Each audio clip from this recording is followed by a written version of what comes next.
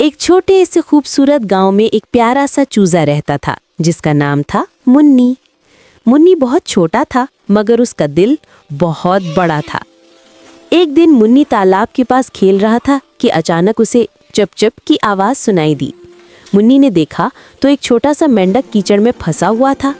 मुन्नी बोला, फिक्र ना करो दोस्त, मैं तुम्हें निकाल दूंगा। और वो अपनी छोटी चोंच से कीचड़ साफ करने लगा।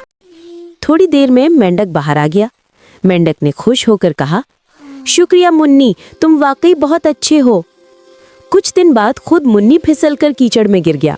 वो चीखा, कोई है, मेरी मदद करे। अचानक वही मेंढक आया और बोला, मुन्नी, तुमने मेरी मदद की थी, अब मेरी बारी है। मेंढक ने पूरी ताकत लगाकर मुन्नी को बाहर निकाला। मुन्नी ने शुक्रगुजार होकर कहा, तुमने मेरी जान बचा ली, शुक्रिया दोस्त। दोनों खुशी से घर की तरफ चल पड़े। सबक: जो दूसरों की मदद करता है, अल्लाह खुद उसकी मदद करता है और अच्छा दिल सबसे कीमती होता है।